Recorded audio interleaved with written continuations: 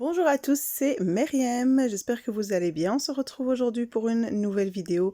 Je partage avec vous la réalisation de ces petites boules super fondantes, des gâteaux très faciles à réaliser, super simples, économiques et vraiment avec des ingrédients que l'on a très souvent à la maison, des ingrédients de base.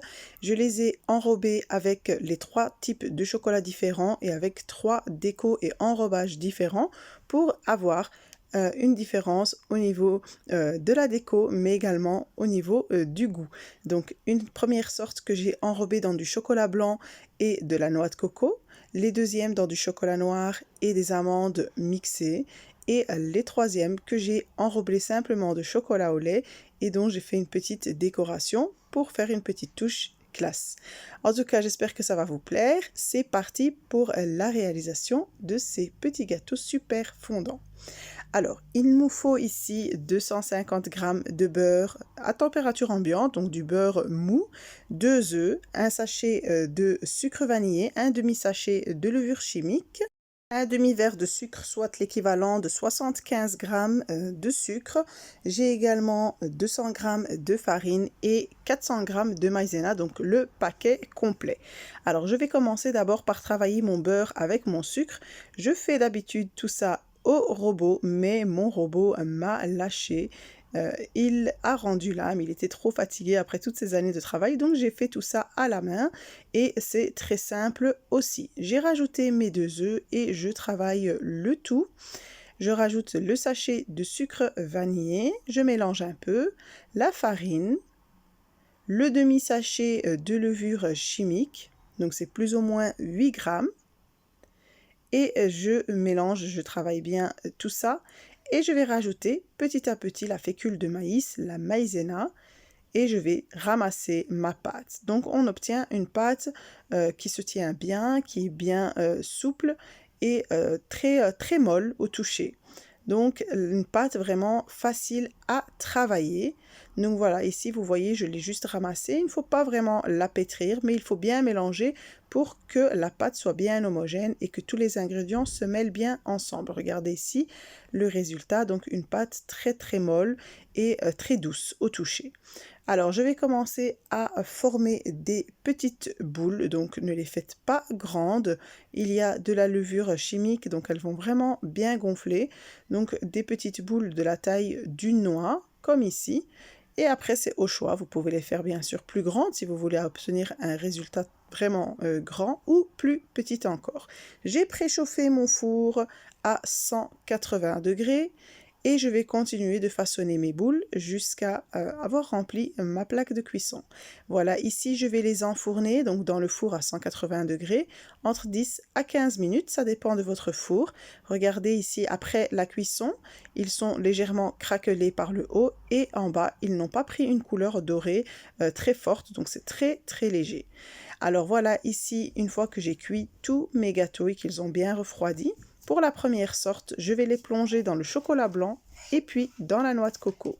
Donc je mets bien généreusement le chocolat pour avoir une bonne croûte de chocolat et après j'enrobe bien comme il faut avec la noix de coco et je récupère mon gâteau, je dispose le tout sur du papier sulfurisé ou sur autre chose pour laisser le temps au gâteau de sécher et au chocolat de durcir. Je continue ainsi de suite avec une première partie de gâteau. Donc j'ai coupé la quantité de gâteau que j'ai eu en 3. Ici, pour la deuxième sorte que j'ai choisi de faire, j'ai fait fondre du chocolat noir et ici j'ai mixé des amandes entières avec la peau et je vais également enrober généreusement mes boules de chocolat noir. Je les plonge dans le bol avec l'amande mixée et je vais rouler tout ça, je récupère mon petit gâteau.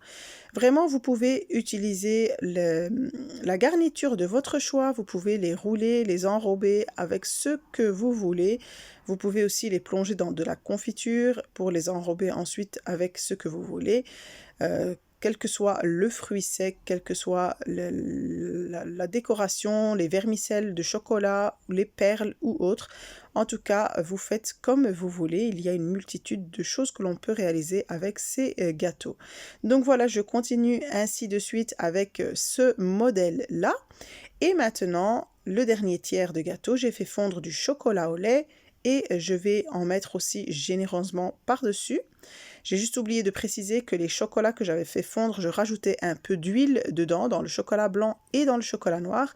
Par contre, ici, pour le chocolat au lait, je n'ai pas rajouté d'huile. Je voulais le laisser un peu épais pour qu'il ait une bonne couvrance pour les gâteaux. Car comme vous avez vu, il y a des toutes petites fissures sur le gâteau et je ne voulais pas que ce soit apparent sous la couche de chocolat. Voilà, une fois que j'ai terminé d'enrober tous mes derniers gâteaux avec du chocolat au lait, ici, j'ai des flocons dorés que j'ai reçus de chez mon partenaire Planète Gâteau et je vous laisserai la référence dans le descriptif de la vidéo si ça vous intéresse de les acheter. Ils ont donné une belle touche vraiment très classe à mes boules de gâteau. J'ai juste du chocolat au lait toujours dans une poche à douille et vous voyez, je vais juste passer des traits comme ça grossièrement pour bien les remplir et avoir quelque chose de très joli. Et je dépose les petits flocons dorés par-dessus au centre. Vraiment, j'ai vraiment aimé le rendu que ça a donné. Et sur le plateau, ça avait vraiment fait toute la différence. Voilà, une fois que j'ai terminé, évidemment, comme je vous ai dit, je dispose tous mes flocons sur le centre. Et je trouve aussi que c'est une bonne alternative aux feuilles d'or qui sont quand même assez chères. Là, vraiment, ce n'est pas cher du tout et ça donne toujours une touche en plus à vos gâteaux. Voilà, la recette est terminée. Comme je vous l'avais promis, c'était quelque chose de très simple et de très facile avec des ingrédients de base. En tout cas, j'espère que cette vidéo vous a plu. Si c'est le cas, n'oubliez pas de la liker, de la partager sur vos réseaux sociaux, de vous abonner à ma chaîne si ce n'est déjà fait, de me laisser un petit commentaire auquel je répondrai avec grand plaisir. Sur ce, je vous dis à très vite pour une nouvelle vidéo.